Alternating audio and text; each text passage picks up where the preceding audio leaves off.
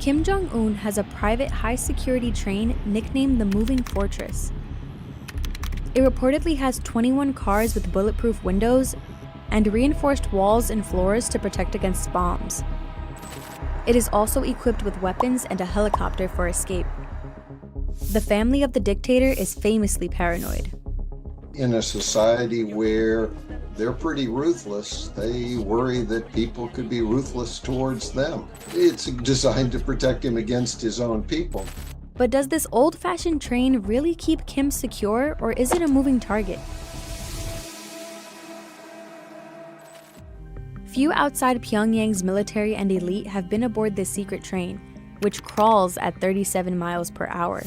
A US commuter train can easily reach 90 miles per hour, and a Japanese bullet train tops out at 200 miles per hour.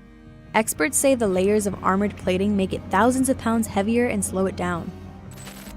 Bruce Bennett, an expert on the region, says the train was probably made in Russia but customized in North Korea.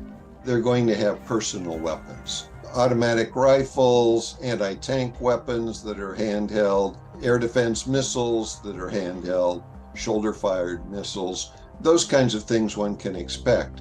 Probably some of the roofs of the train cars come off to use mounted weapons. The train also caters to his status, with a red carpet ramp for the supreme leader to deboard. Images released by North Korean state media KCNA reveal what's inside.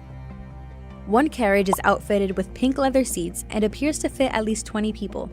Another video shows Kim working in a conference room, with a laptop and computer monitor behind him. Reports suggest that the train carries at least 100 security personnel, and experts say it's because he's obsessed with his survival. Kim has even been spotted with possible body doubles, like at this missile launch in 2020.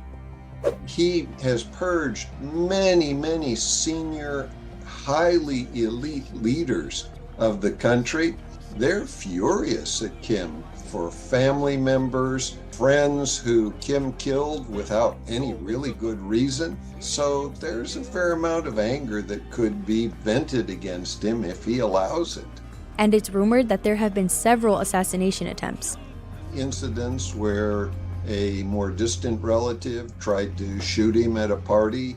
Another report about an assault in one of the North Korean government buildings. But there's another reason why Kim prefers to travel by train. Well, he's trying to portray that he's a powerful but reasonable leader, that, he's not being terribly extravagant. So he doesn't have, the private 747 that a US president might go around in. He goes around in a train. But in reality, Kim leads a lavish life. He apparently owns dozens of mansions and takes the train to get there. In 2020, satellite images showed it parked by his private resort in Wonsan. The luxury hideout has several guest villas, a private beach, a basketball court, a shooting range, a $7 million luxury yacht, and a private railway station. Trains were also believed to be his father's preferred mode of transportation, as Kim Jong-il was rumored to have a fear of flying. A 2009 South Korean news report states that 20 train stations were built across North Korea just for his personal use.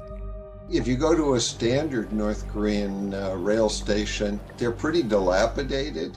These luxury stations are in really good shape, maintained for him, coverage so that if it rains, he doesn't get wet. 3 trains were part of Kim Jong-il's entourage. The first led the way, the second transported the leader, and the third carried guards and supplies. Officials would shut down power to other tracks to guarantee a clear path, and his security detail would search stations for threats and test the safety of the path. Inside, he had a flat-screen TV and a computer. According to a former Kremlin officer who traveled with Kim, the service was also lavish. The kitchen carried live lobster and other gourmet delicacies. Cases of Bordeaux and Burgundy wines were flown in from France. The train featured live singing and dancing by so-called lady conductors. In 2011, Kim Jong-il died of a reported heart attack aboard one of his trains. Along with his embalmed body, the carriage is now on display at his mausoleum in Pyongyang, called the Kumsusan Palace of Sun. Recently, Kim used the train to visit Vladimir Putin in Russia.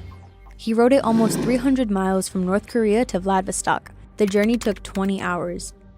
The train had to change wheels at the border to fit Russian railway tracks. And this telegram video from a Russian news agency shows it being pulled by a Russian locomotive. This was Kim's first international trip since before the pandemic. In 2019, he used it for several high-profile visits to China, Russia, and even Vietnam to meet former US President Donald Trump. Still, Kim is cautious about where he goes. If he ever loses control, experts say it would set off a power grab in North Korea. Probably his sister would be the most likely person who might try to exercise control. There's a whole mythology circulated around how their family line is just this heaven-sent family line of near gods. But there are a lot of senior elites in North Korea who really don't like the Kim family. And it could well be that if he disappears, the security services and military will eliminate the rest of his family, and someone from the elites would then potentially take over.